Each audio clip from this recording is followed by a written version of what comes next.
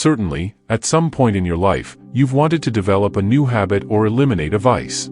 At some point, you've had a strong desire to make changes, to start improving and acting correctly.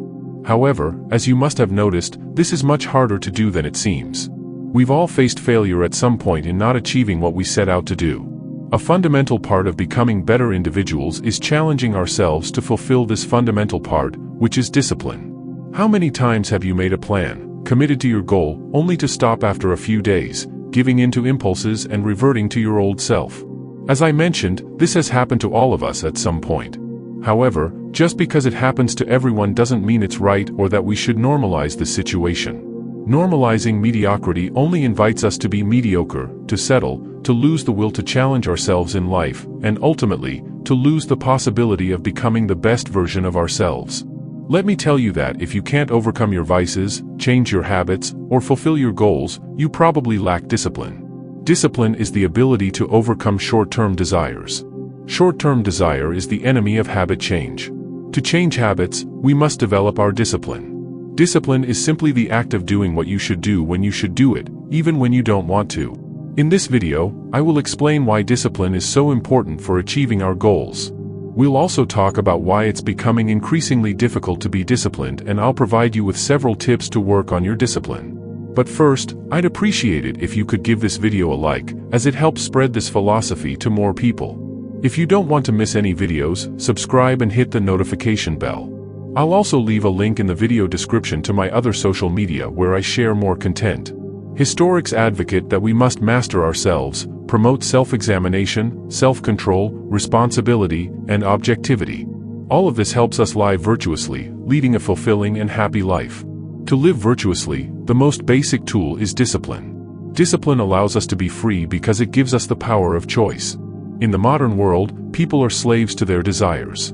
Those who live as slaves to their desires will likely never recognize this because they believe they are free since they always do what pleases them. However, true freedom does not mean doing whatever you want at any given moment. True freedom means having the capacity to choose. Who do you think is freer, a lazy person who always sleeps in, never fulfills their duties, or someone who wakes up early and always takes care of their responsibilities? At first glance, it might seem that the lazy person is freer because they do as they please. But the lazy person has no capacity for choice since they will never be able to live a different life than they currently do. They are slaves to laziness, while the disciplined person who wakes up early and takes care of their responsibilities has the ability to choose. They can choose to be lazy or responsible. In fact, this choice is available to them every morning of their life. The disciplined person, in their freedom of choice, decides to act with discipline because they know it's the right thing to do. This is what true freedom is, having the ability to choose to be responsible when required and to choose fun and pleasure when responsibilities are fulfilled. The disciplined person lives free while the lazy person lives enslaved by their laziness without the possibility of improvement since they are deluded into thinking they are free or happier. This example can apply to any vice you can imagine. Now that we've clarified that discipline makes us freer, we need to understand what it means to be disciplined. Each time we have a goal, whether it's to lose weight, build a business, become an elite athlete, or an incredible musician, we must work to achieve it. But it's not enough to make an effort for just one day, it requires constant effort. To make this effort, we must overcome our impulses. The ability to act despite the temptation not to do so is discipline. Being disciplined doesn't mean you'll never feel the desire to relax. It just means you've developed the ability to resist that feeling. The more you resist these impulses, the better you become at doing so in the future. Discipline develops like a muscle. It's also important to understand the difference between discipline and motivation. Motivation is a great fuel for getting things done, but it's inconsistent. You might wake up motivated one day, but the next day that motivation may be gone. Therefore, someone who relies solely on motivation will never be able to make a change in their life or achieve their goals. That's because, as we discussed earlier, constant effort is required, not just for a few days. However, when you're a disciplined person, the result is different. Motivation may help you start, but when motivation disappears, discipline takes over. It keeps us moving toward our goal even when we're not motivated. Do you think an elite athlete always wants to train, or that a successful writer always wants to write, or that the most successful entrepreneur always wants to work? This is where the difference between those who settle for less and those who seek improvement becomes apparent. We all feel like sitting on the couch and relaxing, but not everyone has the ability to overcome this desire.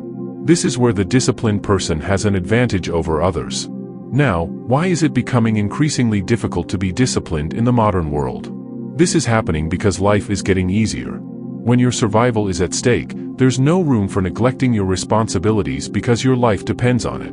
But when life becomes easier, two conditions develop that make it difficult to cultivate discipline. The first condition is temptations. We're surrounded by more sources of temptation and distraction than ever, making it increasingly difficult to overcome our desires.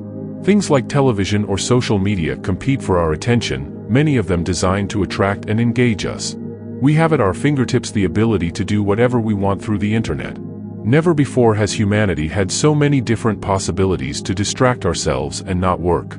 I'm not saying all of these things are bad, but it's up to us to learn to manage the time we spend on them. The second condition is a lack of resistance. An easier life also offers fewer opportunities to practice discipline. As mentioned earlier, discipline is like a muscle, and it atrophies if not used. In the modern world, it's not necessary to be disciplined to survive.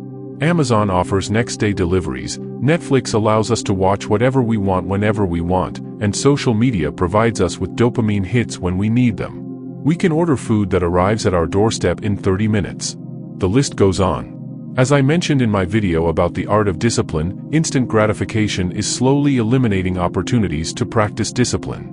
We're becoming impatient, and our attention span is decreasing. Seneca's quote is apt here: "There is no one less fortunate than the person whom diversity has passed over because he has had no opportunity to test himself." Unfortunately, the world is eliminating sources of resistance that are necessary to build discipline. We should understand that comfort is not inherently bad, it's just a tool. This tool can be used for good or bad. Using comfort to rest after fulfilling our responsibilities is good and something I encourage. However, the problem arises with excessive comfort, which atrophies our discipline. Everyone likes to sit on the couch and relax, but discipline is uncomfortable. It's not pleasant because it causes suffering. However, this discomfort is the catalyst for growth. It gives us a sense of development, achievement, and conquest. It shows us the limits of our capacity and allows us to surpass them. So, how do we build discipline? The first step to becoming disciplined is to find a purpose, set a goal you want to achieve. Discipline is like a muscle, so it must be trained in the same way. To make our discipline grow, we need to create uncomfortable situations in our lives to practice it. Just as you wouldn't start by trying to lift 300 kilograms in weightlifting, you shouldn't set goals that are beyond your current level of discipline. That's a waste of time. Set goals that are slightly uncomfortable but achievable with your current level of discipline. Conquering these small uncomfortable tasks will help build your discipline gradually, and soon you can challenge yourself with more difficult goals. Each accomplished goal is a repetition that strengthens your discipline muscle. Here are some goal ideas to work on discipline. Try to exercise regularly, such as running a certain number of days a week or going to the gym. This is not only healthy but also gives you a sense of fulfillment and works on your discipline. Participate in sports events in your city. Seek out sports events in your area and use them as challenges to overcome and work on your discipline. For example, participate in a race. Learn a new hobby like cooking, sewing, or gardening. Developing new passions and hobbies is perfect for practicing consistency and putting effort into something that enriches you as a person. Build something. Building something is another great activity to work on patience, effort, and discipline. Think of a project that excites you and try to complete it. Wake up early. Waking up early in the morning is a difficult task for many, making it perfect for working on discipline. You don't need to wake up very early at once, you can start gradually. I hope this video is helpful in making you more disciplined or at least inspiring you to strive for improvement. In the end, I encourage you to subscribe to the channel for more content rich in Stoicism. I'll leave links in the description to 2 videos full of historical wisdom that you'll likely enjoy. Until next time.